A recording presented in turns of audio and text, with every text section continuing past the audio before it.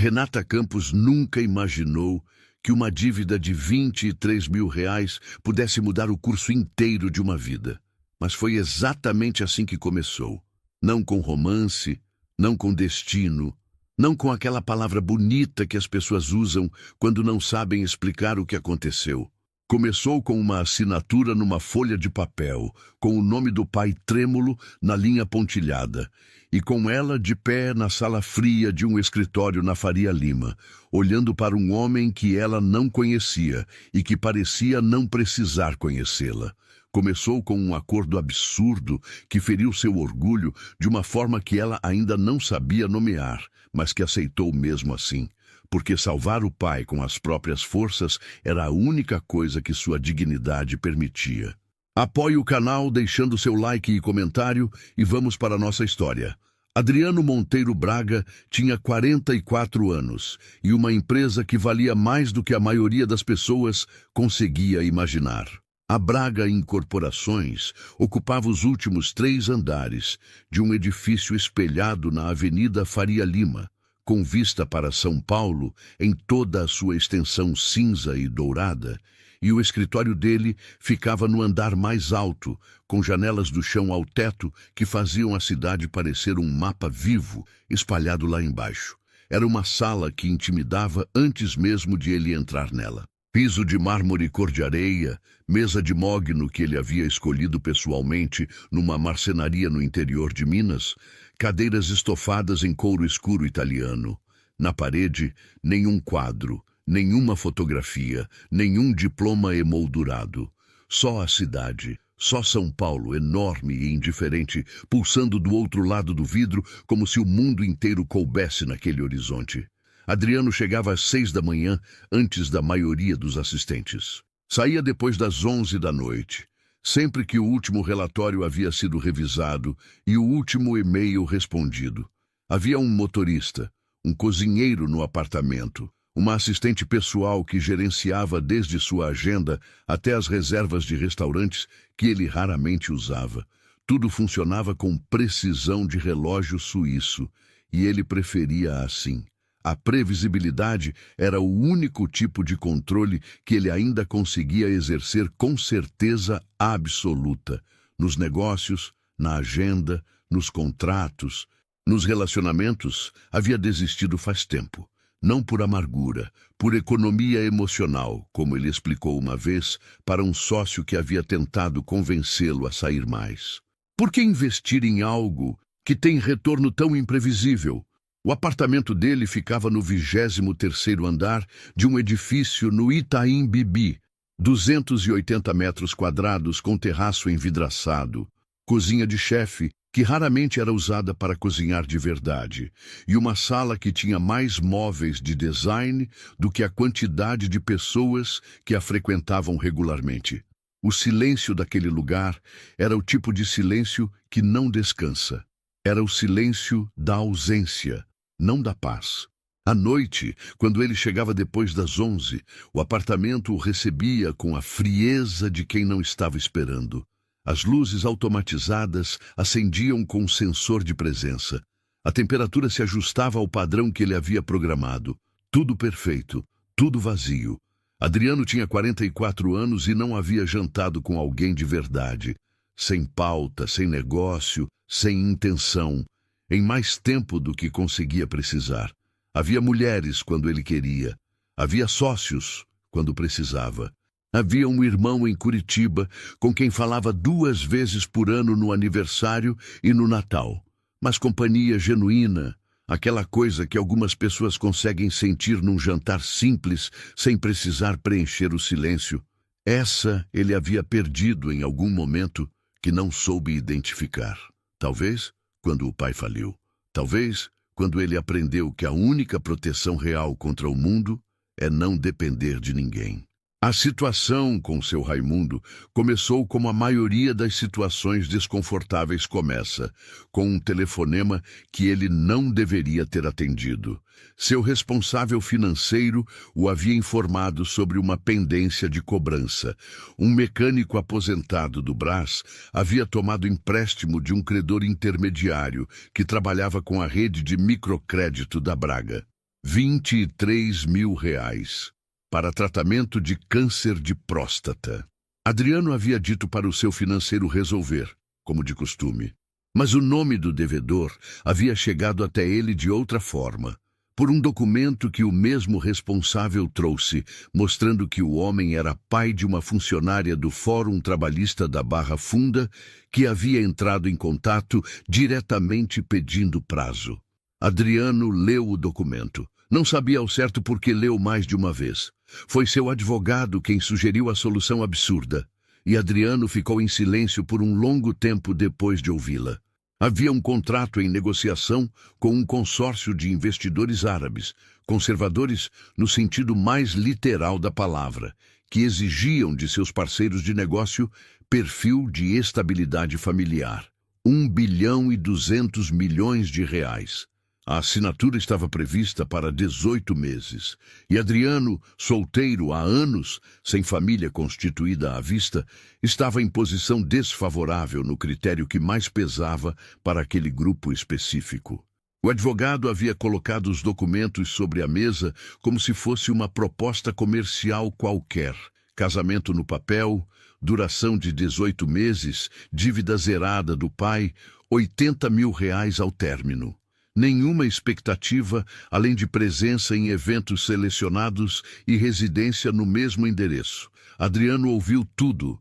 Ficou olhando para a cidade pelo vidro por um tempo, que o advogado depois descreveu para um colega como incômodo. Então disse: apresenta a proposta.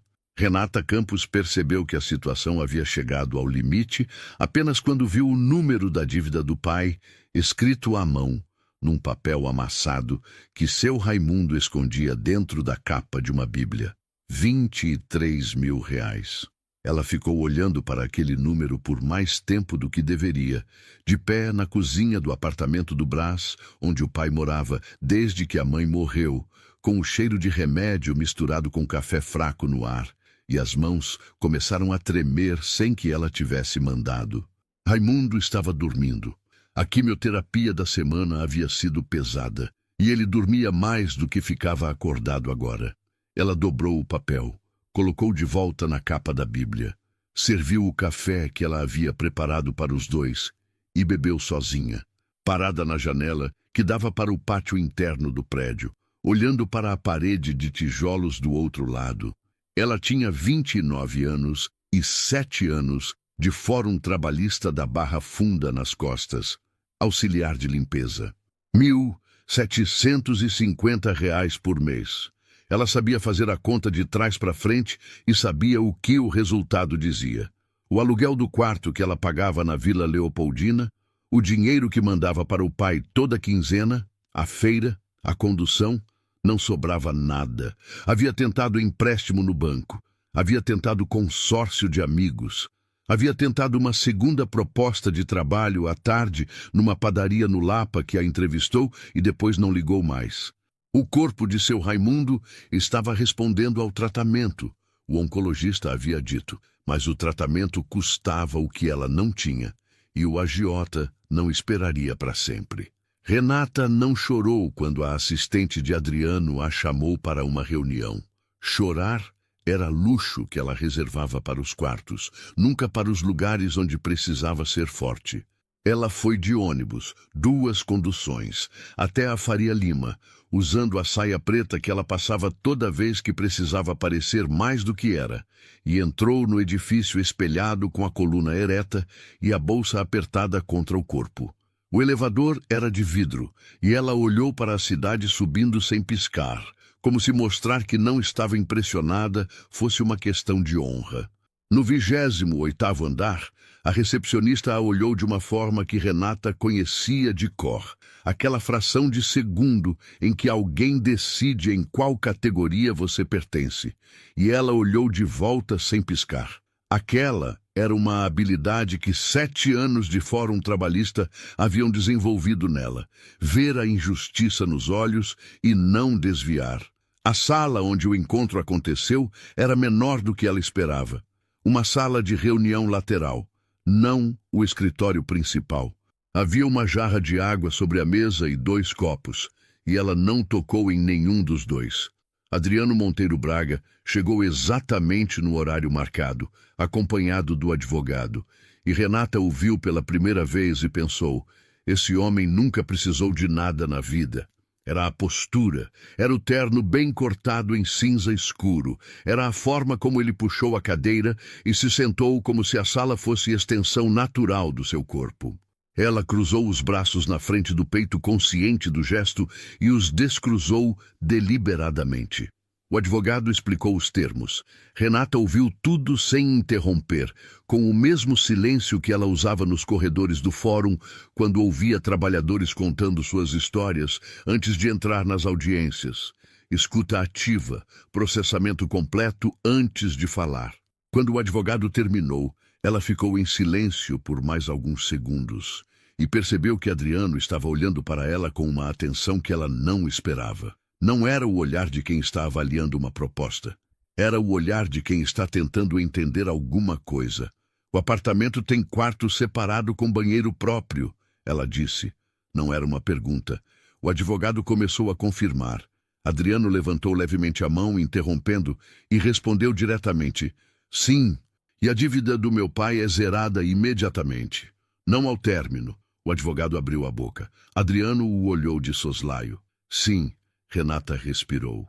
Havia algo humilhante naquele momento que ela não conseguia combater, por mais que quisesse, e a única forma de preservar o que restava de orgulho era manter a voz firme e os termos claros. Eu aceito, ela disse, mas preciso que fique registrado que essa é uma transação, não uma caridade. Eu ofereço um serviço, vocês oferecem compensação. Se em algum momento essa distinção não estiver clara, eu saio. Adriano ficou olhando para ela por um momento que durou 1 segundo a mais do que o necessário para uma confirmação profissional. Então disse: está claro. Ela não agradeceu. Ele não esperava que ela agradecesse. Os primeiros dias no apartamento do Itaim Bibi foram o tipo de experiência que ela não tinha vocabulário adequado para descrever para ninguém. O quarto que ela ocupou era maior do que o kitnet dela na Vila Leopoldina. O banheiro tinha uma banheira que ela nunca usou e um chuveiro com controle de temperatura digital, que ela levou 3 dias para entender completamente. Havia uma assistente, Camila, 26 anos, eficiente ao extremo, que apareceu no 2º dia com uma proposta de atualização de guarda-roupa, dita com o tom de quem está descrevendo uma necessidade logística. Renata a ouviu com educação e respondeu que suas roupas estavam em ordem. Obrigada. Camila anotou algo no tablet e não insistiu. O que Renata não havia calculado era o silêncio. O apartamento era enorme e silencioso, de uma forma que os apartamentos pequenos nunca são. Nos apartamentos pequenos, o barulho dos vizinhos atravessa as paredes. Alguém sempre está ligando o rádio ou discutindo, ou batendo porta, e há uma espécie de presença humana constante, mesmo quando você está sozinha. No 23º andar do Itaim Bibi, o silêncio era total. O tráfego lá embaixo chegava como murmúrio distante. Adriano saía antes das 6 e voltava depois das 11. E durante esse intervalo, o apartamento pertencia inteiramente a ela. Ela e o silêncio e a vista de São Paulo que ela foi admitir para si mesma depois de alguns dias era absolutamente impressionante ao amanhecer, quando a cidade ainda estava acordando e as luzes começavam a se apagar uma a uma no horizonte laranja. Ela recusou o cartão de crédito que a assistente deixou sobre a mesa da cozinha numa manhã. Recusou o motorista particular. Continuou pegando o ônibus para visitar o pai. 2 conduções até o Brás, todo dia de folga que tinha. Seu Raimundo estava melhorando. O oncologista havia dito que a resposta ao tratamento era boa. E Renata guardava essa palavra, boa, num lugar dentro do peito que ela abria às vezes quando precisava de força. O pai não sabia dos detalhes do acordo. Sabia apenas que a dívida havia sido resolvida, que ela tinha um trabalho novo, que exigia que ela morasse no Itaim Bibi por um tempo e que ele não precisava se preocupar. Seu Raimundo havia olhado para ela com os olhos de quem sabe que está sendo poupado de alguma coisa e escolheu aceitar a poupança com gratidão silenciosa. Adriano e Renata raramente se cruzavam nos primeiros 60 dias. Ele chegava quando ela já estava dormindo ou quase dormindo e saía quando ela ainda estava acordando. Às vezes, se ela acordava mais cedo, ouvia o ruído discreto de passos no corredor e o som suave da porta do apartamento se fechando. Havia bilhetes ocasionais deixados sobre a bancada da cozinha, dela para ele, informando que havia feito compras e o valor estava na nota fiscal, dele para ela, informando que haveria um evento em tal data que exigiria presença conjunta. A comunicação era funcional, limpa, sem resíduos emocionais. Exatamente como os dois queriam. Foi uma terça-feira de fevereiro que quebrou o padrão. E foi tão inesperada que os dois ficaram em silêncio por quase 1 minuto antes de qualquer um dizer qualquer coisa. Adriano havia saído do escritório às 4 da tarde, algo que não acontecia desde antes de ele ter 40 anos. Uma reunião havia sido cancelada de última hora. Cancelamento do lado dos investidores, não dele. E havia uma janela estranha de tempo que ele não sabia muito bem o que fazer. Ele voltou para o apartamento em modo automático, pensando que poderia adiantar trabalho em casa. E quando abriu a porta, o cheiro o parou na entrada como se fosse uma parede física. Bolo de fubá. O cheiro inconfundível de bolo de fubá assando, aquela mistura de milho e açúcar e manteiga que ele associava de forma imediata, sem racionalizá-la, com a cozinha da avó dele em Tatuapé, com os sábados de manhã, quando a avó Maria acordava antes de todo mundo e deixava o forno aceso, como um aviso de que o dia seria bom. A avó havia morrido havia 12 anos. O cheiro havia morrido com ela. Ele ficou parado na porta por um tempo que não conseguiu medir, com a pasta na mão e o paletó ainda no braço, e algo dentro do peito se mexeu de uma forma que ele não estava preparado para enfrentar. Renata estava de costas para a porta da cozinha, de avental, com um rádio AM no volume baixo tocando algo que ele não reconheceu. Ela se virou quando ouviu os passos e não se surpreendeu. Ele percebeu depois que ela raramente se surpreendia com as coisas. Havia uma atenção constante nela que processava o ambiente sem fazer alarde. Voltou cedo, ela disse. Não era pergunta, não era convite. Era apenas constatação. Reunião cancelada, ele respondeu com a mesma economia de palavras. Ela se virou de volta para o fogão. Ele deveria ir para o escritório que havia no apartamento, sentar na frente do computador, adiantar os relatórios. Em vez disso, sem que uma decisão consciente tivesse sido tomada, ele puxou a cadeira da mesa da cozinha e sentou. Renata não comentou. Abriu o forno, testou o bolo com o palito de madeira, fechou de novo. O rádio tocava uma música sertaneja que ele não conhecia. A cidade lá fora já estava começando a encher de tráfego no final de tarde, e pela janela da cozinha, uma janela menor do que as da sala, com vista para o prédio ao lado e um trecho de céu, a luz estava naquela cor específica de São Paulo antes do anoitecer, âmbar e cinza ao mesmo tempo. Quando o bolo ficou pronto, Renata o tirou do forno, esperou o tempo que ela sabia que era necessário e cortou uma fatia. Colocou no prato e colocou o prato sobre a mesa, na frente de Adriano, sem perguntar se ele queria. Havia uma certeza tranquila naquele gesto que ele não soube nomear imediatamente. Ela cortou uma fatia para si mesma, sentou do lado oposto da mesa e começou a comer. O bolo estava quente ainda e o vapor subia em fios finos. Ele deu o primeiro garfada. O sabor chegou antes de qualquer pensamento. Denso, levemente úmido no centro, com a crosta dourada que quebrava entre os dentes, de uma forma que era exatamente certa, com aquele fundo de queijo que a avó sempre acrescentava e que ele havia esquecido que existia. Ele não disse nada, ela não esperava que ele dissesse. O rádio continuou tocando, a cidade continuou pulsando lá embaixo. E eles comeram em silêncio, Os dois, sem celular sobre a mesa, sem pauta, sem intenção, e foi a primeira vez em 6 anos que Adriano Monteiro Braga jantou assim.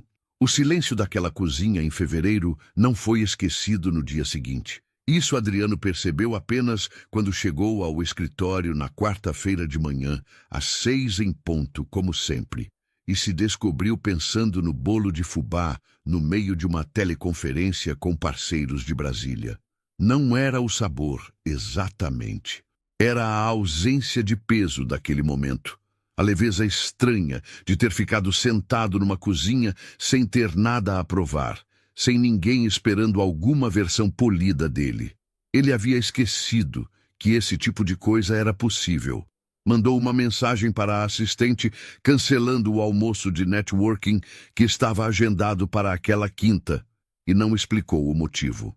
Na semana seguinte, ele chegou às 6:30 da tarde. Renata estava na sala lendo, com o abajur da poltrona aceso e o resto do apartamento no escuro natural do anoitecer.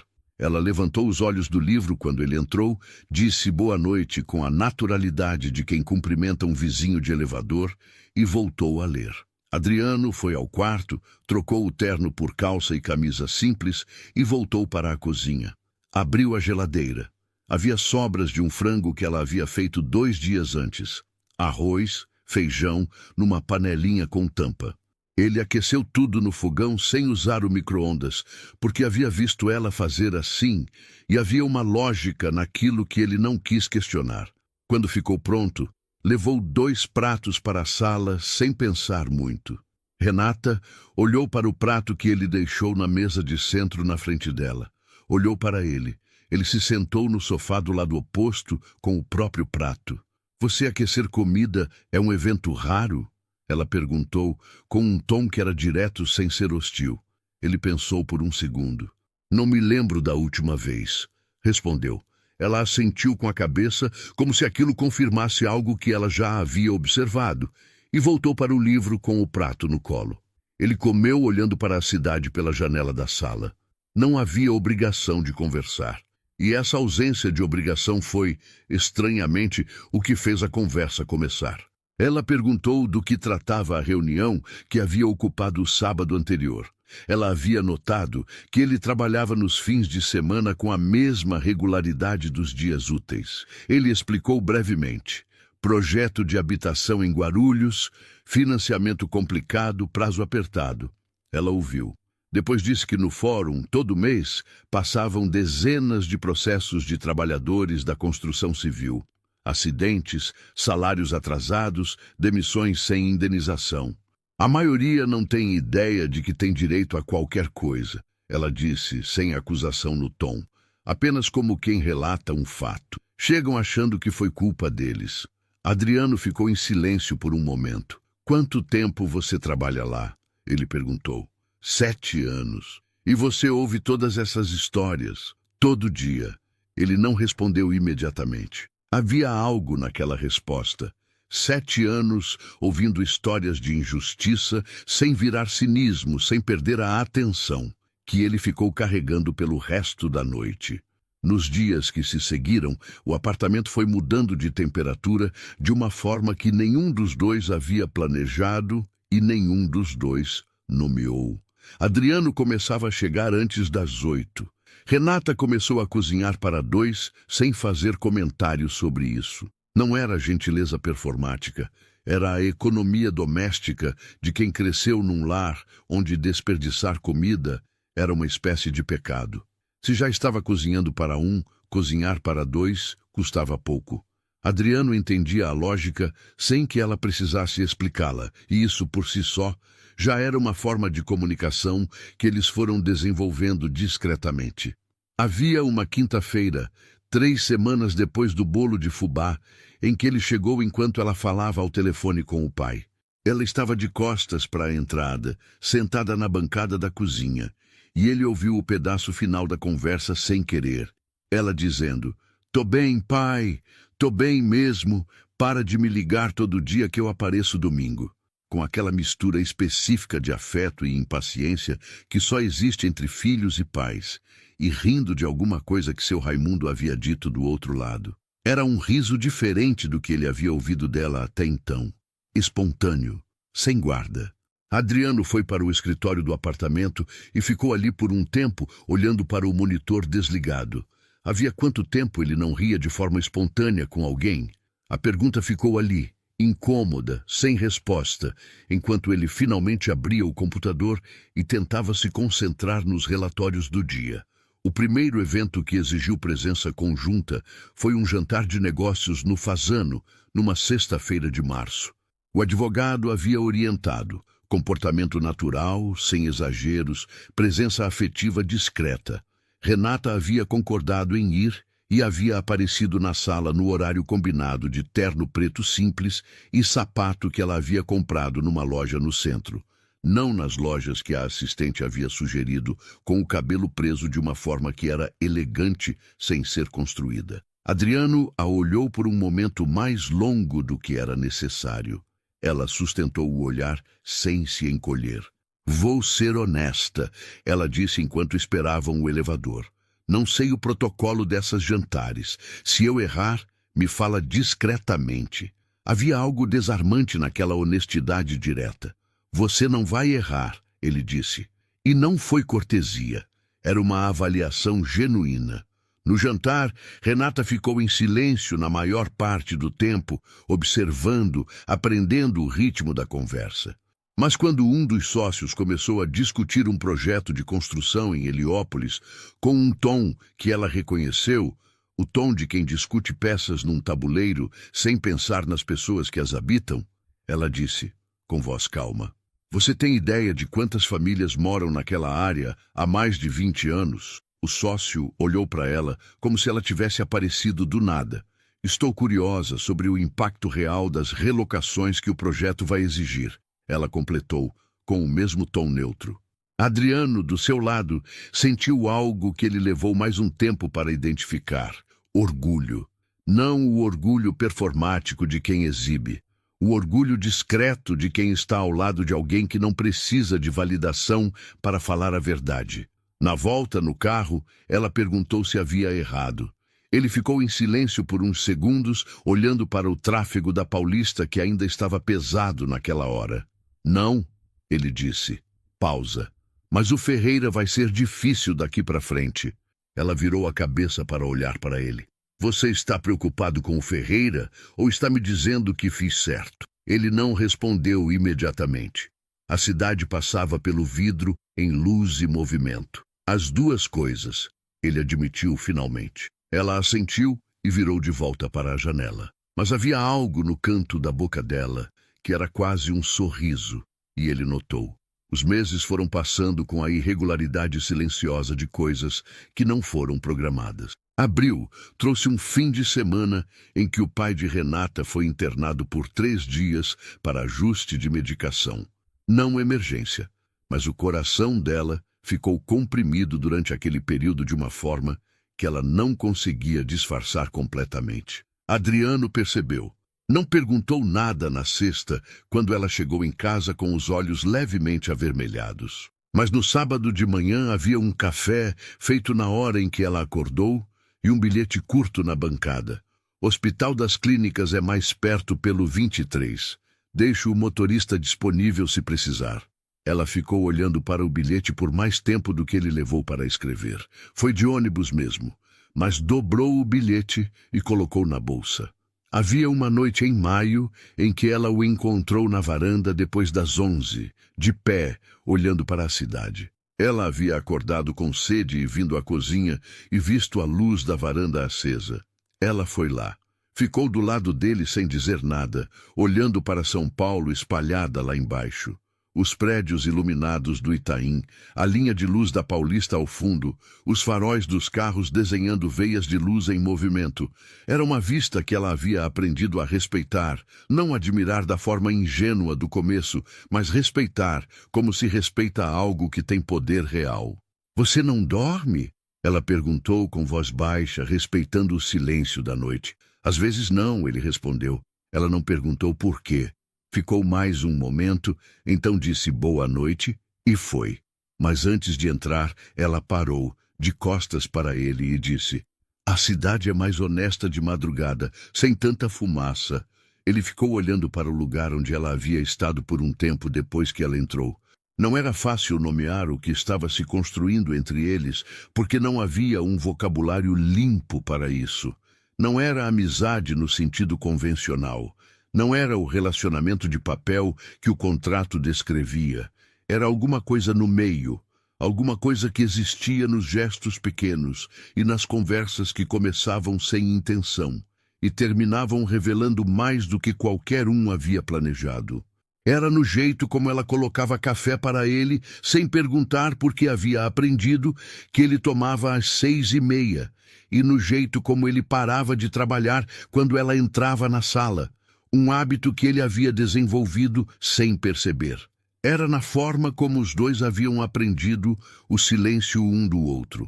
O silêncio dela, que era pensativo, que pedia espaço, e o silêncio dele, que era defensivo no começo e havia se tornado, com o tempo, algo mais próximo de repouso. Foi numa noite de junho, com chuva fina batendo no vidro e a cidade apagada de névoa lá fora, que a conversa finalmente foi fundo.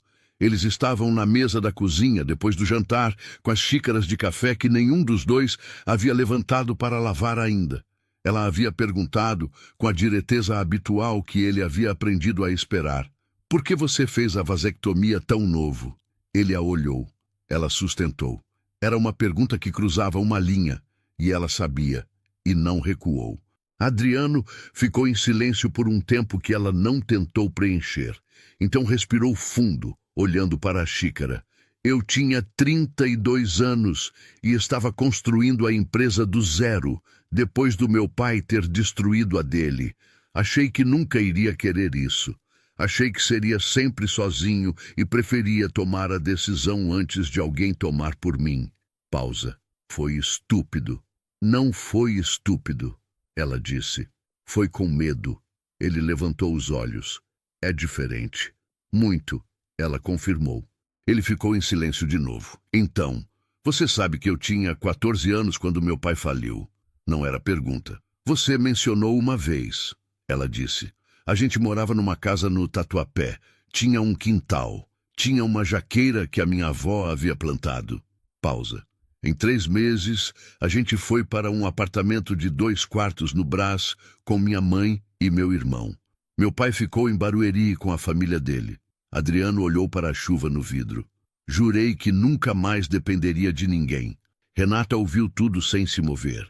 Quando ele terminou, ela não disse que entendia. Não disse que era triste, ou que ele havia superado muito, ou qualquer uma das coisas que se diz nesses momentos para preencher o ar. Ela disse: "É por isso que você acha que comprar as pessoas resolve tudo?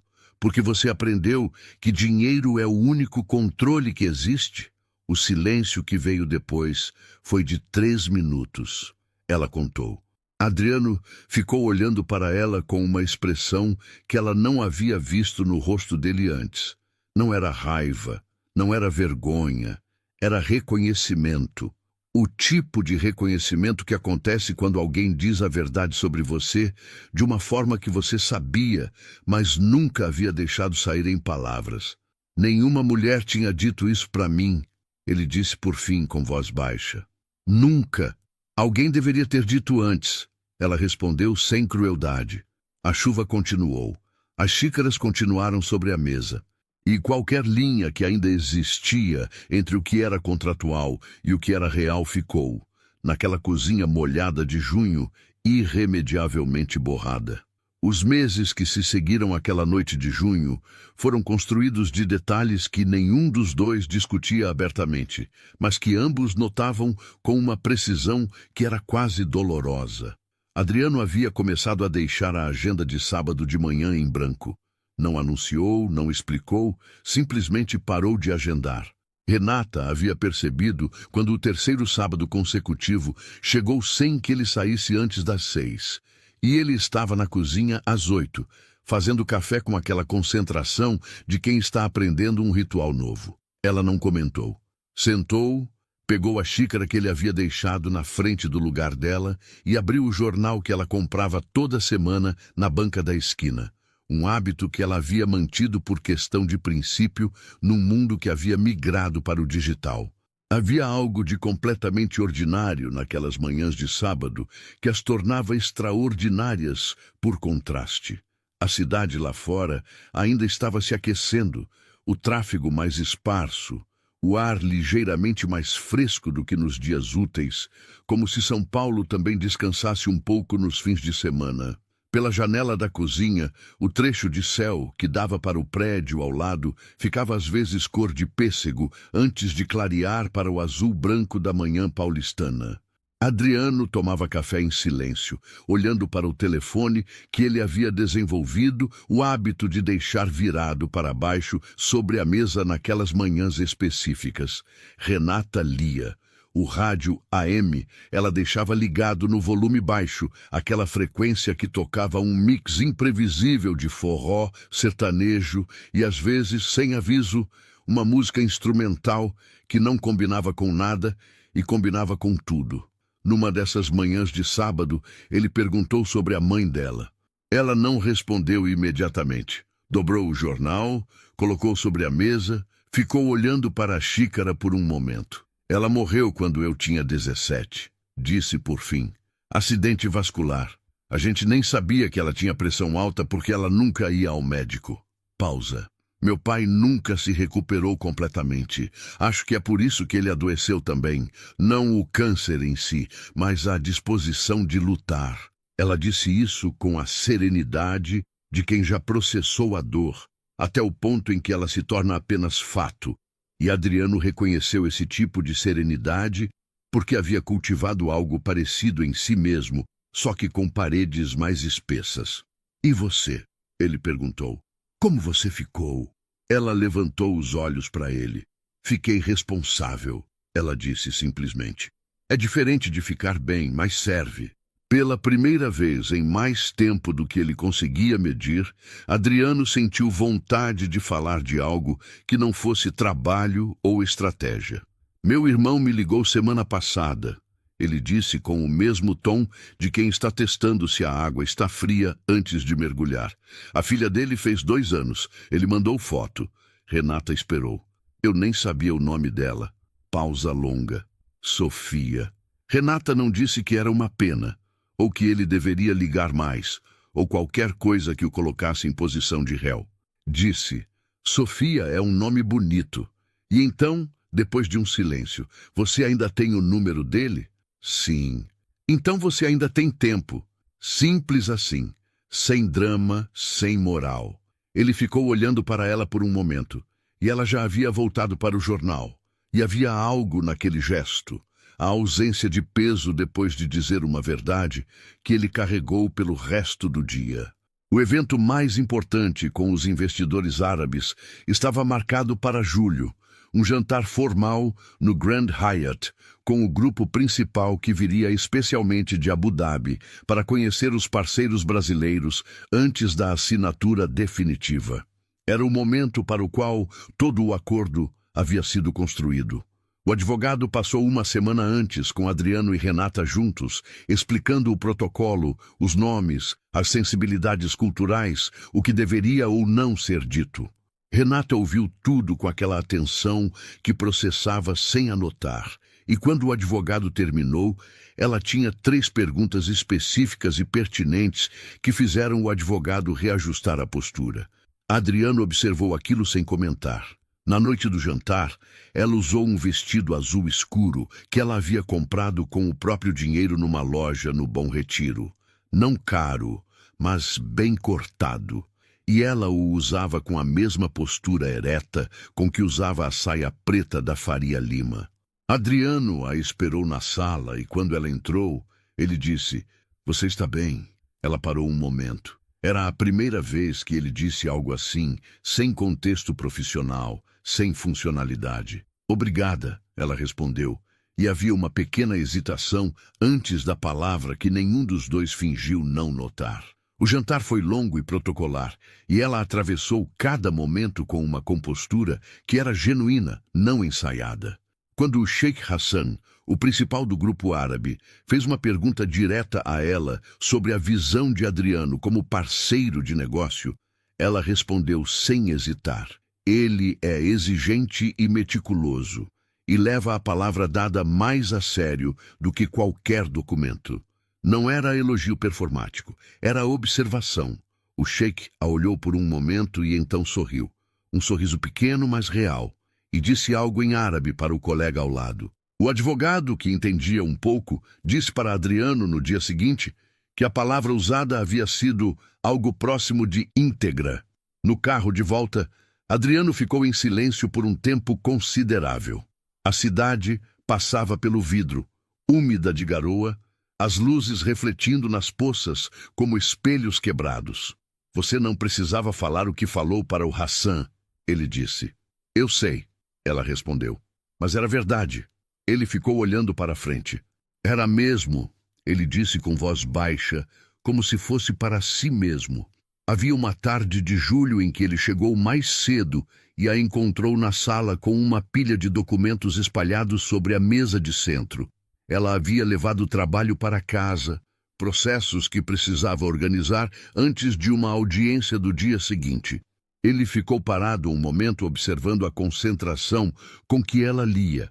O lápis que ela usava para fazer marcações nas margens, a forma como ela mordia o canto do lábio quando encontrava algo que a incomodava no texto. Então, foi para o escritório sem interrompê-la. Uma hora depois, trouxe 2 copos de suco e deixou um na mesa ao lado dos documentos dela, sem dizer nada. Ela levantou os olhos, olhou para o copo, olhou para ele saindo da sala. Obrigada, ela disse. Ele acenou com a mão sem se virar. Ela olhou para o copo por mais um segundo antes de voltar para os documentos. Não era amor do tipo que as pessoas costumam reconhecer imediatamente. Não havia declarações, não havia gestos grandiosos, não havia aquele momento cinematográfico de olhares que tudo resolve. Era uma coisa que se construía em camadas de hábito e atenção, de reconhecimento mútuo que não precisava de palavras para existir. Era nos copos de suco deixados sem comentário, nas manhãs de sábado com o rádio AM, nos bilhetes funcionais que haviam ganhado uma frase extra aqui e ali, ele adicionando boa noite no final de um bilhete que antes terminaria com o número do ônibus, ela deixando uma fatia de bolo embrulhada na geladeira com um post-it que dizia apenas "pro café da manhã", mas que ele sabia que era mais do que logística doméstica. Pela primeira vez em anos, Adriano Monteiro Braga havia parado de olhar para o apartamento como uma estrutura vazia que ele habitava. Havia vida naquele lugar agora. O cheiro ocasional de comida de verdade, o rádio AM baixo, uma planta que Renata havia comprado numa feira e colocado na janela da cozinha sem pedir permissão, os documentos dela sobre a mesa de centro, o livro que ela deixava com o marcador de página sempre avançando. Coisas pequenas. Ele percebeu que olhava para essas coisas com uma atenção que não era normal para ele, que notava o avanço do marcador no livro, que conhecia os dias em que ela havia visitado o pai, pelo jeito levemente diferente com que ela ficava quieta à noite. E ela, por sua vez, havia percebido coisas nele que não cabiam no perfil que havia construído daquele homem na sala fria da Faria Lima. Havia percebido que ele se lembrava de coisas que ela havia mencionado casualmente. Uma colega do fórum que estava passando por processo de separação, um restaurante que ela havia citado como referência de infância no Brás, o nome do oncologista do pai. Havia percebido que quando ele estava genuinamente preocupado com alguma coisa, ele fechava os olhos por alguns segundos antes de responder, como se precisasse organizar o interior antes de abrir a boca. Havia percebido que ele ria raramente, mas quando ria, era um riso que chegava devagar, como luz passando por veneziana, e que transformava o rosto inteiro. Numa noite de agosto, voltando de um evento menor, ele havia comentado que o Tatuapé havia mudado muito. Estavam passando pela Radial Leste, e ele havia apontado discretamente para um trecho da avenida. Eu cresci a 3 quarteirões daqui. Ela havia virado para a janela, olhando para as calçadas, as lojas, os prédios misturados com casas antigas. Parece um bairro bom, ela disse. Era, ele respondeu. E então, ainda é. Eu é que parei de olhar. Ela não respondeu, mas ficou olhando para o bairro pelo vidro até o carro virar na esquina e o tatuapé ficar para trás. Havia algo naquele comentário que ela guardou. Não a nostalgia em si, mas a consciência que havia nela, a capacidade que ele estava desenvolvendo de se ver de fora, de nomear suas próprias perdas sem se defender delas. Faltavam 4 meses para o término do contrato, quando ela começou a se sentir diferente pela manhã. Foi gradual, como as coisas que o corpo tenta dizer antes da mente estar pronta para ouvir. Um enjoo discreto ao acordar. Uma tontura que passava rápido, um cansaço que não explicava pelos seus hábitos normais. Ela atribuiu ao estresse. Havia muita coisa. O pai em recuperação, o trabalho no fórum que havia ficado mais intenso com uma série de processos novos, o peso crescente de saber que o contrato terminaria em novembro e que teria que construir uma saída emocional para algo que havia deixado de ser apenas contratual, sem que ela tivesse autorizado conscientemente. 2 semanas depois, numa segunda-feira em que o enjoo havia sido forte o suficiente para fazê-la sentar na borda da cama por 5 minutos antes de conseguir se levantar, ela parou na farmácia perto do fórum na hora do almoço. Comprou o teste com o mesmo pragmatismo com que comprava qualquer item de necessidade e foi ao banheiro do trabalho para fazer. Leu o resultado. Leu de novo. Ficou olhando para a fita por um tempo que ela não soube medir, com a cabeça completamente vazia de pensamento. Um branco total, que era diferente de qualquer silêncio que ela havia experimentado antes. Era impossível. Ela sabia que era impossível. O laudo médico de Adriano estava nos documentos do contrato. Vasectomia realizada em 2013, classificada como definitiva. Ela não havia estado com mais ninguém. Os fatos eram claros. O resultado na fita era igualmente claro. Ela ficou naquele banheiro por 20 minutos com os 2 fatos irreconciliáveis na mão. E o mundo lá fora continuava normalmente. Ela ouvia passos no corredor, vozes distantes, o som do elevador. E havia algo surreal demais nessa normalidade, enquanto o interior dela havia parado completamente. Ela foi à UBS da Vila Leopoldina naquela mesma tarde, saindo mais cedo do trabalho pela primeira vez em meses. Não foi a clínica particular que o convênio de Adriano cobria. Foi a unidade básica, com as cadeiras de plástico e a senha de papel, e o médico que a atendeu em 7 minutos, porque havia muita gente esperando. O exame de sangue confirmou o que a fita havia dito. 9 semanas. O médico disse que a vasectomia do parceiro poderia ter revertido espontaneamente. Isso acontecia em casos raros, uma fração pequena, mas acontecia. O corpo às vezes refaz o que foi desfeito. Ela ouviu a explicação com aquele silêncio de processamento que ela usava nos momentos em que a mente precisava de mais tempo do que a situação permitia. O médico lhe deu um encaminhamento para pré-natal e ela dobrou o papel no bolso com mãos que estavam levemente frias. No ônibus de volta, ela ficou olhando pela janela para São Paulo, passando lá fora sem realmente ver nada. A cidade era a mesma. O trânsito pesado do fim de tarde, os pedestres nas calçadas, os vendedores nas esquinas, o céu naquela cor cinza dourada específica do final de tarde em agosto. Tudo igual. E ela com um exame dobrado na bolsa que mudava absolutamente tudo, de uma forma que ela ainda não conseguia mapear completamente, porque era grande demais para caber de uma vez. Adriano estava em casa quando ela chegou. Havia sócios na sala. Ela ouviu as vozes antes de entrar, e ela foi direto para o quarto dela. Fechou a porta com cuidado e ficou sentada na beira da cama com a bolsa no colo. Através da parede chegava o murmúrio das vozes dos homens discutindo números, e ela ficou ali ouvindo aquele som, sem processar as palavras, apenas o ritmo.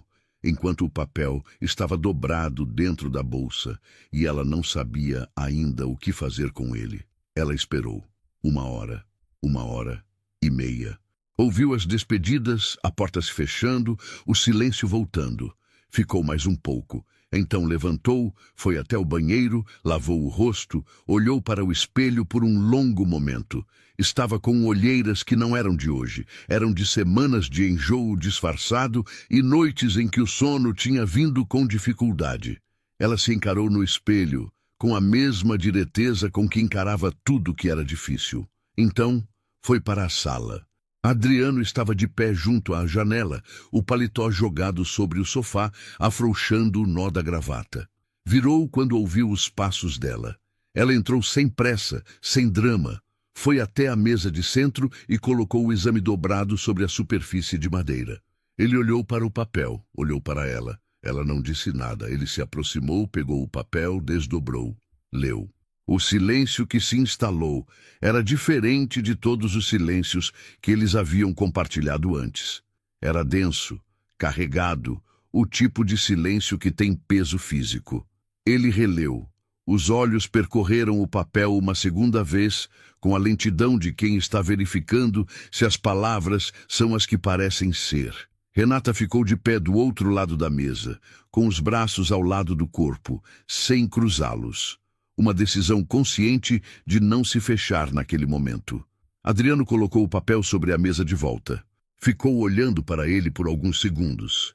Então levantou e foi até a janela. Ficou de costas para ela por um tempo que ela contou. 47 segundos.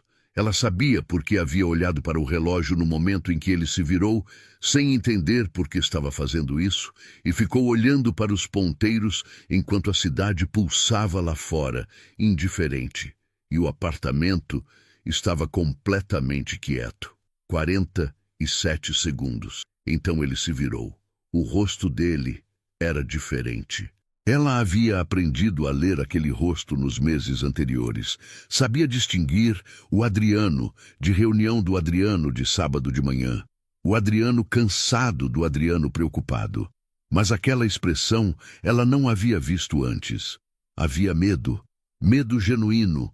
Não a tensão profissional que ele às vezes trazia para casa em noites de negociação difícil. E havia outra coisa misturada ao medo.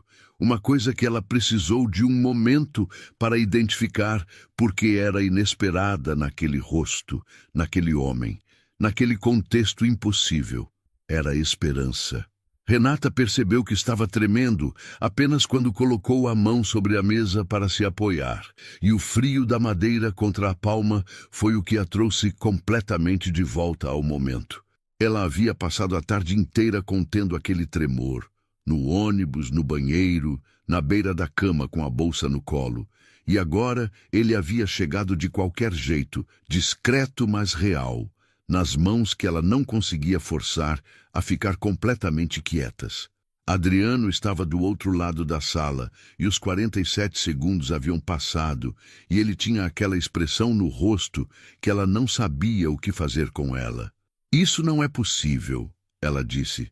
A voz saiu calma, mais calma do que ela se sentia, porque era assim que ela funcionava nos momentos difíceis. Quanto maior o caos interno, mais quieta a voz externa. Eu sei, ele respondeu. Havia algo estranhamente simples naquele reconhecimento mútuo da impossibilidade. O médico explicou que pode acontecer em casos raros. Ela continuou. Reversão espontânea. Ele disse uma fração pequena, mas ela parou. Não havia como terminar essa frase de uma forma que tornasse a situação menos do que era. Adriano assentiu devagar. Ele havia entendido. Os dois haviam entendido. A questão que ficava no ar entre eles agora não era sobre biologia, era sobre tudo o mais. 9 semanas, ela disse. Ele ficou em silêncio.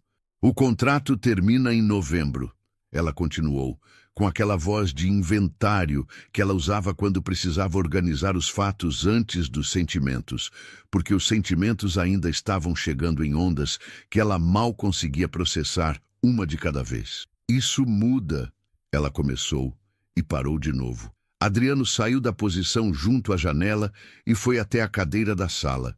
Sentou com os cotovelos sobre os joelhos, as mãos juntas, olhando para o chão por um momento. Muda o que exatamente você quer que eu diga?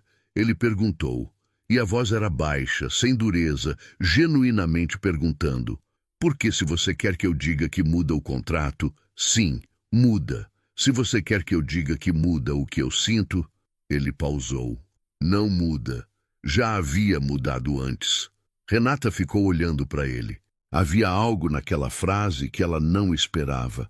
Não pela declaração em si, mas pela forma como ele a disse, sem artifício, sem o polimento que ele colocava em tudo que saía da boca dele em contextos profissionais. Era a voz dele de sábado de manhã, a voz da cozinha, a voz da varanda de madrugada. Ela ficou em silêncio por um momento longo. Então disse, eu preciso pensar. Eu sei, ele respondeu, e não acrescentou mais nada, não tentou preencher o espaço, não argumentou. Ficou ali de cotovelos sobre os joelhos e deixou o silêncio ser o que era. Ela foi para o quarto, fechou a porta com cuidado, ficou deitada de costas no escuro, olhando para o teto e ouvindo a cidade lá fora, e tentou fazer o que sempre fazia nos momentos difíceis, organizar. Mas os sentimentos não obedeciam à organização naquela noite. Chegavam misturados e em ordem errada. O medo do que vinha pela frente. O calor estranho de ter ouvido ele dizer que havia mudado antes. A imagem do rosto dele com aquela expressão de esperança que ela não sabia o que fazer. A consciência de que havia uma vida crescendo dentro dela que era impossível e real ao mesmo tempo. E o pai em recuperação no Brás. E o contrato que terminava em novembro. E as roupas dela em 3 malas no armário daquele quarto que nunca havia sido completamente dela. Ela ficou assim até o sono chegar, irregular e agitado, às 2 da manhã. Nos 3 dias seguintes, o apartamento operou numa tensão que nenhum dos dois nomeou, mas que os dois sentiam fisicamente. Adriano continuou chegando no horário que havia estabelecido nos últimos meses, antes das 8. Mas havia algo diferente na forma como ele se movia pelo apartamento, uma atenção redobrada ao espaço dela, uma delicadeza extra que ela reconhecia como cuidado genuíno e que tornava tudo mais difícil, não mais fácil. Ele deixava café pronto pela manhã, não fazia perguntas, não pressionava. E era exatamente esse não pressionar que ela ficava olhando com uma parte de si que ainda não sabia se confiar nele completamente, porque havia uma diferença entre um homem que não pressiona porque respeita e um homem que não pressiona porque está esperando o momento certo para pressionar. E ela havia conhecido os dois tipos e precisava ter certeza. Na 4ª noite, ela foi até a sala onde ele estava trabalhando no computador e sentou na cadeira do outro lado da mesa. Ele fechou o notebook. Ficaram olhando um para o outro por um momento. Eu tenho perguntas, ela disse. Tudo bem, ele respondeu. Não são perguntas gentis. Tudo bem, ele repetiu, com o mesmo tom. Ela respirou. Se eu não estivesse grávida, o contrato terminaria em novembro e você me pagaria os 80 mil e cada um seguiria sua vida. É isso? Era o acordo, ele disse. Mas você acabou de dizer que havia mudado antes. Sim. Então, o que exatamente havia mudado? O que você teria feito em novembro se isso não tivesse acontecido? Silêncio. Ele ficou olhando para ela com aquela expressão que ela havia aprendido a reconhecer, os olhos fechando por alguns segundos antes de responder. Não sei o que teria feito, ele disse por fim. Provavelmente nada. Provavelmente teria deixado você ir porque não sabia como pedir para você ficar sem que parecesse mais uma transação. Ela ficou em silêncio processando. E agora você acha que a gravidez resolve esse problema para você, ela disse. Não era acusação, era análise, e ele entendeu a diferença. Não, ele respondeu, firme. Agora o problema ficou maior, porque você vai pensar exatamente isso, que estou pedindo que você fique por causa do filho, e eu não consigo provar que não é assim. Renata olhou para ele por um longo momento. Não, ela disse devagar. Mas você acabou de reconhecer o problema exato, e isso conta alguma coisa. Shed, ela foi visitar o pai no domingo seguinte, sem dizer onde estava indo. Não que precisasse explicar. Nunca havia precisado, mas havia uma consciência diferente agora em cada coisa que ela fazia, como se tivesse acordado para o peso de cada escolha. Seu Raimundo estava melhor do que nas últimas semanas. Havia cor no rosto dele. Ele havia conseguido comer mais e estava sentado na poltrona perto da janela quando ela chegou, com o rádio no colo sintonizado numa estação de música antiga. Ela sentou na cadeira ao lado dele e ficou um tempo só olhando para o pai, enquanto ele não a via, estudando o perfil conhecido, as mãos grossas de mecânico que haviam consertado motores por 30 anos, os cabelos brancos que haviam chegado todos de uma vez depois do diagnóstico. Você está diferente, seu Raimundo disse, sem virar a cabeça. Ela deveria ter sabido que ele notaria. O pai sempre havia lido ela melhor do que qualquer pessoa. Estou pensando muito, ela disse. Em quê? Ela hesitou. Havia ensaiado uma resposta neutra no ônibus, mas estava diante do pai, e seu Raimundo havia sempre merecido a versão não ensaiada dela. Em escolhas, ela disse, em se é possível confiar quando você não tem como ter certeza. O pai ficou em silêncio por um momento, os olhos fechados, com aquela expressão de quem está pesando as palavras antes de soltá-las. Então disse, Renata, quando sua mãe e eu nos casamos, eu não tinha emprego fixo.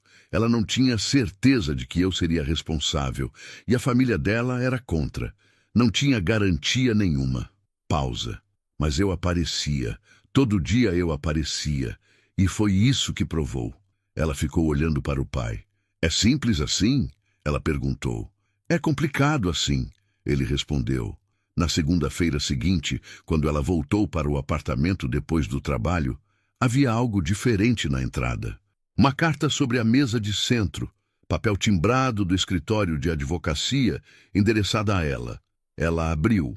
Era uma notificação formal de que o contrato estabelecido em janeiro havia sido encerrado pela parte de Adriano Monteiro Braga, com quitação de todas as obrigações financeiras previstas. Os 80 mil reais haviam sido depositados na conta que ela havia fornecido no início. A dívida do pai, já zerada desde janeiro, permanecia zerada. O contrato estava encerrado, com antecedência de 4 meses, por decisão unilateral dele. Ela ficou olhando para o papel por um longo tempo. Então ouviu passos no corredor e Adriano apareceu na entrada da sala. Ela levantou o papel. Você encerrou o contrato, ela disse. Sim. Por quê? Ele foi até a sala e ficou de pé a alguns metros dela, com as mãos nos bolsos. Porque o contrato era entre 2 pessoas que tinham um acordo profissional. E eu não quero ter um acordo profissional com você. Quero saber se você quer começar do começo, sem contrato, sem dívida, sem os 80 mil como pressão em nenhum sentido. Do começo mesmo, com a verdade. Ela ficou em silêncio. Você perdeu os investidores árabes, ela disse. Ele confirmou com a cabeça. O contrato de 1,2 bilhão. Sim, por isso e por outras razões que demorei demais para entender. Renata colocou o papel sobre a mesa. Ficou olhando para ele por um tempo, aquele homem que ela havia conhecido como um conjunto de ternos e silêncios e uma empresa que valia 480 milhões de reais e que havia se revelado, nos meses que se passaram, como alguém que havia aprendido as coisas erradas na hora errada e estava tentando, de forma real e imperfeita, desaprender. Havia raiva ainda, não raiva dele, mas raiva da situação, da forma como tudo havia chegado até ali, do fato de que ela não conseguia distinguir completamente o que havia crescido entre eles de forma orgânica do que havia crescido sob as condições específicas daquele acordo. Eu não aceito agora, ela disse. Tudo bem, ele respondeu. Eu preciso de tempo para separar o que é real do que foi construído numa situação artificial. Eu entendo. Você não pode comprar esse processo. Não tem valor que acelere. Eu sei. Ela o olhou. Você está concordando com tudo que eu digo, porque você está certa em tudo que está dizendo. Ele respondeu. Ela foi morar temporariamente no apartamento de uma colega do fórum, na Vila Madalena. Um apartamento de 2 quartos que a colega dividia com mais uma pessoa. E Renata dormiu num colchão no chão do quarto de hóspedes por 3 semanas, com uma mala só, como havia chegado àquele apartamento do Itaim Bibi meses atrás. Havia algo de propositalmente circular naquilo.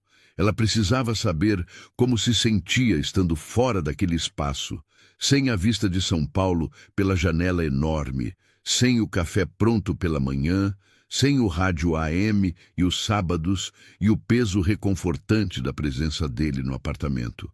Precisava saber se sentia falta da vida ou da pessoa. Descobriu, no 3º dia, que sentia falta da pessoa, não do apartamento. O colchão no chão estava bem. Ela havia dormido em situações piores na vida. Não do conforto material. Ela havia recusado aquele conforto ativamente durante todo o tempo em que havia morado lá. Sentia falta do Adriano de sábado de manhã, com o telefone virado para baixo.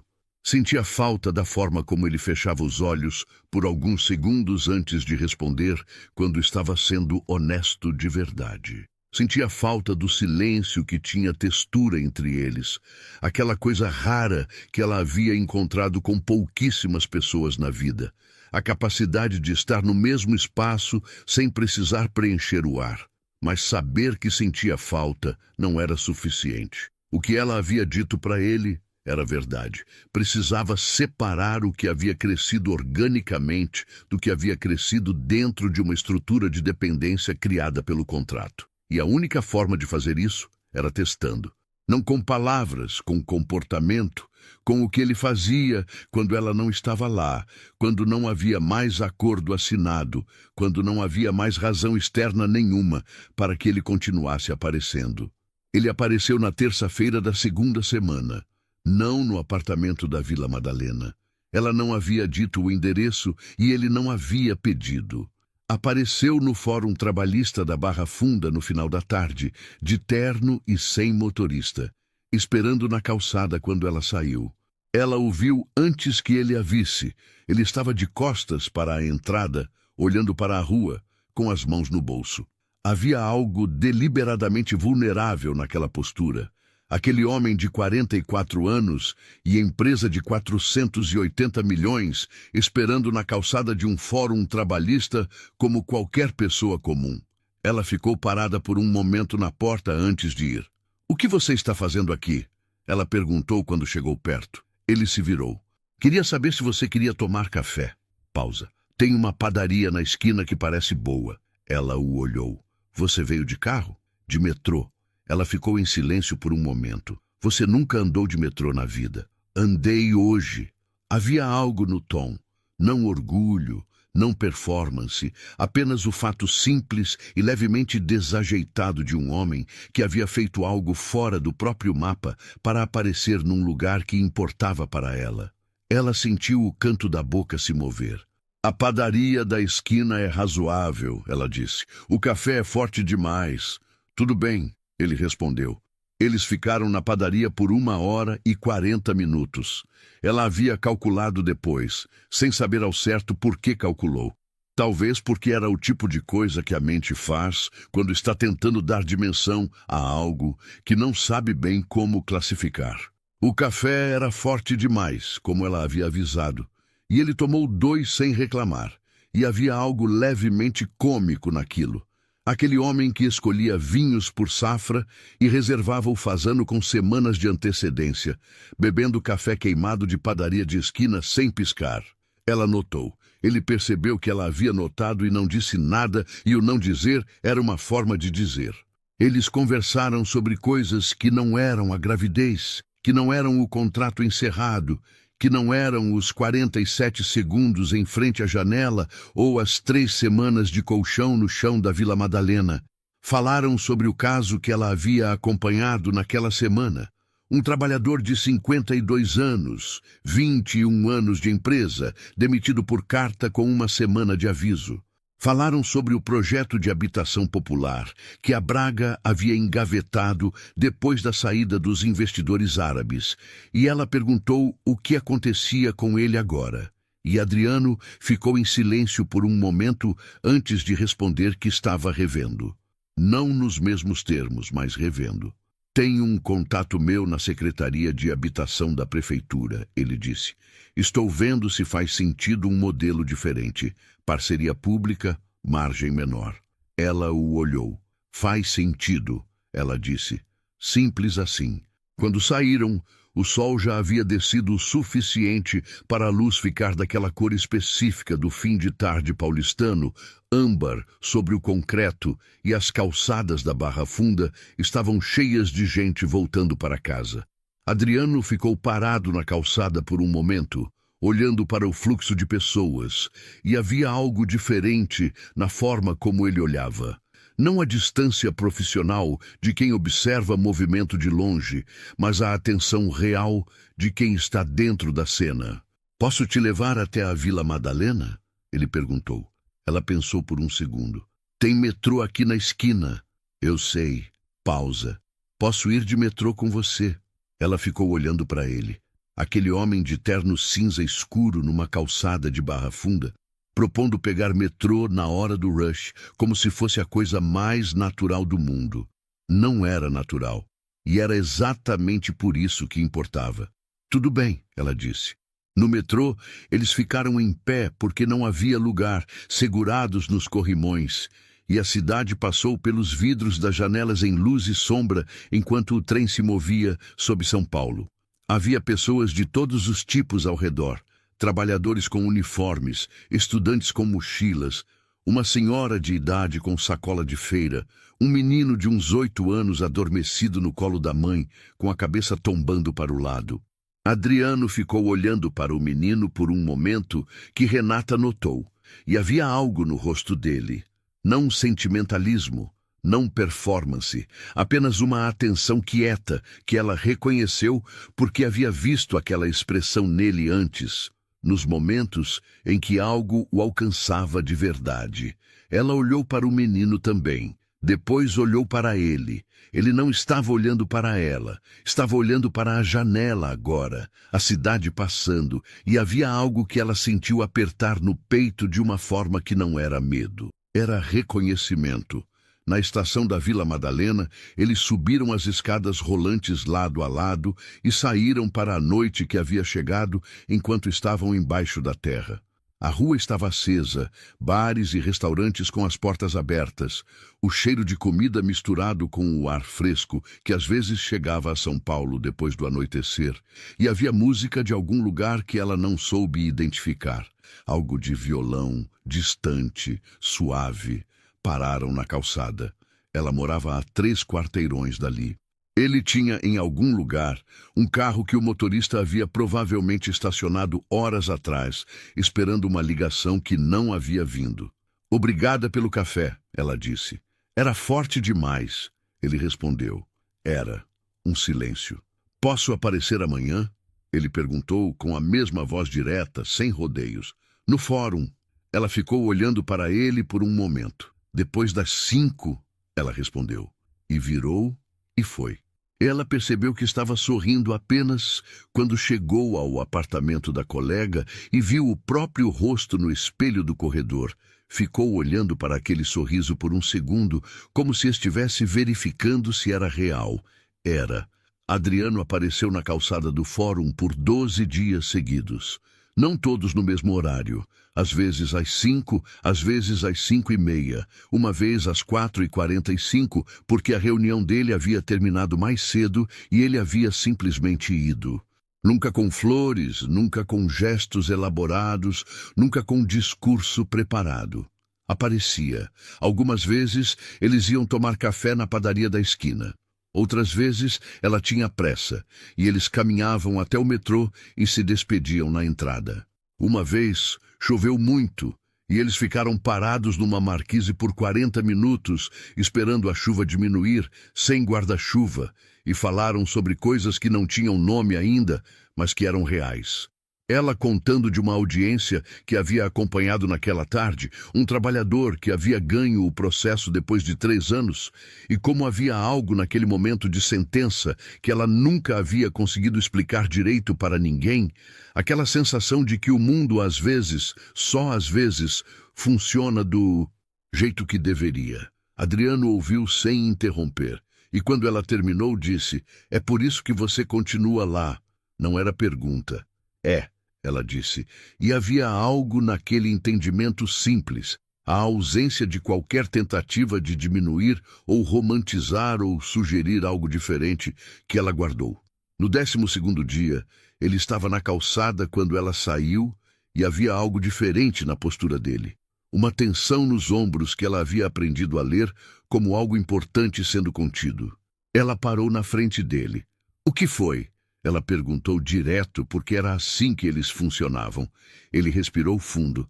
"Liguei para o meu irmão," ele disse. "Para o de Curitiba?" "Sim." Pausa. "Falamos por 40 minutos." Ela esperou. "A Sofia gosta de dinossauro," ele disse, com uma voz que estava tentando ser neutra e não estava completamente conseguindo. "Ela tem 2 anos e 6 meses e gosta de dinossauro e de macarrão com queijo." Renata ficou olhando para ele. Havia algo naquela enumeração específica, dinossauro e macarrão com queijo, que era tão distante do Adriano da sala de reunião da Faria Lima que ela precisou de um momento. "Você está bem?" ela perguntou. Ele pensou por um segundo. "Estou melhor do que estava," ele respondeu.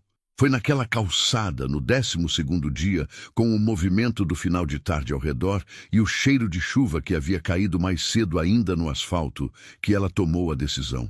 Não foi um momento dramático. Não havia música crescendo, não havia luz perfeita, não havia frase preparada. Foi quieto, interno, quase burocrático, na forma como os fatos se organizaram. Ele havia aparecido por 12 dias. Ele havia ligado para o irmão. Ele havia tomado café queimado sem reclamar. Ele havia ficado 40 minutos numa marquise de chuva sem checar o celular uma vez. Ele havia ido de metrô. Ele havia olhado para o menino dormindo no colo da mãe com aquela atenção quieta. Eram coisas pequenas, eram tudo. "Eu preciso de mais tempo," ela disse. Ele assentiu, "mas não precisa ficar esperando na calçada." Ele ficou em silêncio esperando. "Você pode me ligar," ela disse. Como qualquer pessoa, havia uma diferença enorme entre aparecer na calçada e poder ligar como qualquer pessoa. E os dois sabiam qual era essa diferença, e nenhum dos dois precisou explicá-la. Adriano ficou olhando para ela por um momento. Então o canto da boca dele se moveu, aquele sorriso que chegava devagar, como luz passando por veneziana. "Tudo bem," ele disse. Os meses que se seguiram foram construídos com a mesma lentidão cuidadosa que ela havia pedido, e ele havia respeitado. Não havia atalhos, não havia declarações que pulavam etapas, não havia a urgência que a situação poderia ter justificado.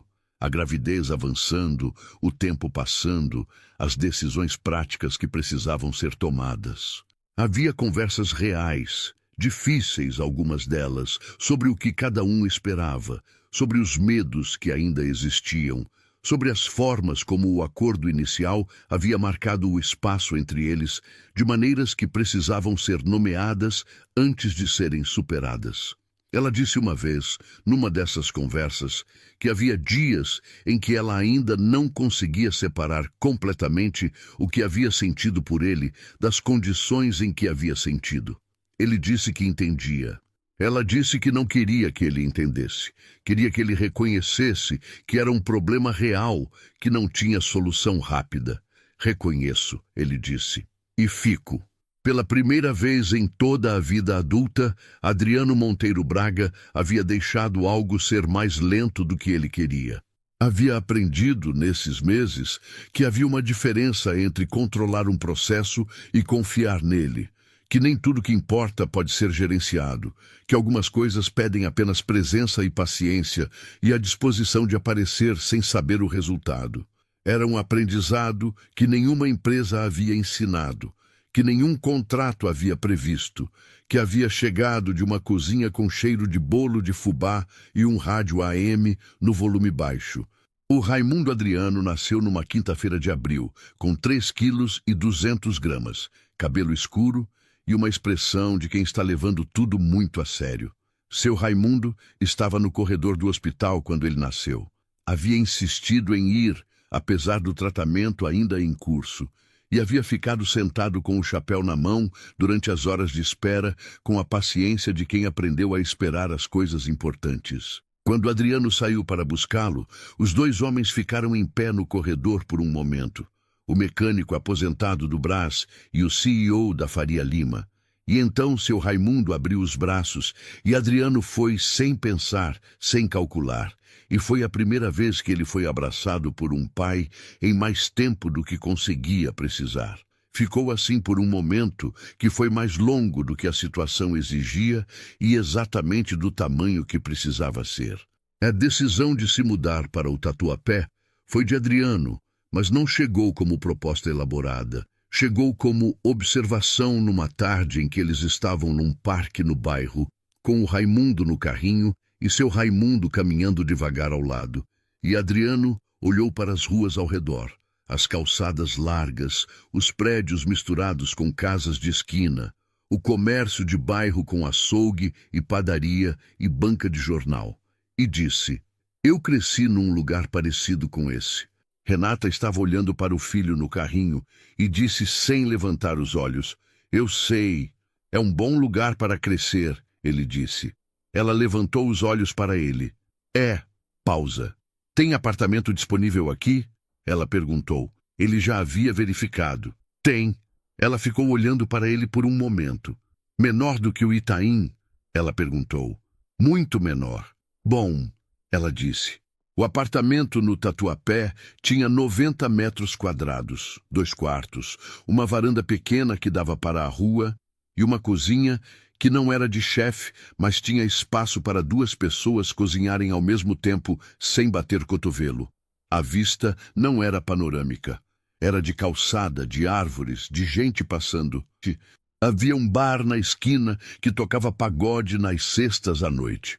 E nas primeiras semanas, Adriano ficava acordado ouvindo aquilo de um jeito que não era incômodo, mas que era diferente de qualquer coisa que ele havia ouvido adormecendo nos últimos 10 anos. Renata dormia ao lado sem se mover. Ela havia crescido assim, com o barulho do mundo como companhia. A Braga Incorporações lançou a linha de habitação popular 6 meses depois da mudança. Em parceria com a prefeitura, com apartamentos de 2 quartos em 4 bairros da Zona Leste. Adriano apresentou o projeto numa coletiva de imprensa com a voz firme de sempre, os números precisos de sempre. Mas havia algo diferente no jeito como ele falou sobre as famílias que seriam beneficiadas. Havia especificidade real, não retórica. Como se ele soubesse de verdade o que significava perder uma casa aos 14 anos e encontrar outra décadas depois. Renata assistiu à transmissão ao vivo no telefone, sentada na cozinha do apartamento do Tatuapé, com o Raimundo dormindo no quarto ao lado e o cheiro de café fresco no ar. Quando ele terminou, ela mandou uma mensagem. Ficou bom. Ele respondeu: você me ajudou a entender por onde começar. Ela ficou olhando para a mensagem por um momento. Então, colocou o telefone na mesa e voltou para o café. Seu Raimundo passou a visitar todo domingo. Chegava às 10 da manhã de ônibus. Recusou o carro que Adriano ofereceu uma vez, com a mesma direteza de que a filha havia herdado. E trazia bolo de fubá, embrulhado num pano de prato velho que havia pertencido à avó de Renata. Ele e Adriano tomavam café, enquanto Renata dava banho no bebê. E nesses momentos, os 2 homens conversavam sobre coisas que nenhum dos dois havia esperado ter em comum. Futebol, concerto de torneira que estava pingando, um documentário sobre motores que seu Raimundo havia visto na televisão e que havia achado errado em 3 pontos técnicos que ele enumerou com a precisão de quem passou a vida inteira com as mãos dentro de motores. Adriano ouvia com atenção real, fazia perguntas. Seu Raimundo respondia com a satisfação de alguém que não esperava ser ouvido e foi. Numa tarde de domingo, em setembro, Raimundo Adriano, com 5 meses, seu Raimundo na poltrona da sala com o neto no colo, Adriano lavando as xícaras na cozinha e Renata na varanda olhando para a rua. Havia um menino de uns 6 anos na calçada de baixo, tentando consertar uma bicicleta com roda torta sozinho, com a seriedade completa de quem está resolvendo um problema do tamanho do mundo. Ela ficou observando por um tempo. O menino tentou de um jeito, não funcionou, tentou de outro, ficou parado pensando, tentou de novo. De dentro da sala chegava a voz de seu Raimundo, falando baixo com o neto. Aquele murmúrio de avô que não precisa de palavras específicas para comunicar tudo. Adriano apareceu na porta da varanda com 2 xícaras de café. Deixou uma na grade ao lado dela. Ficou parado observando o menino na calçada também. O pagode da sexta havia deixado lugar para o silêncio tranquilo do domingo. Uma pomba pousou no fio de luz em frente e ficou ali, olhando para nenhum lugar específico, presente apenas. Ele vai conseguir, Adriano disse sobre o menino com a bicicleta. Eu sei, ela respondeu.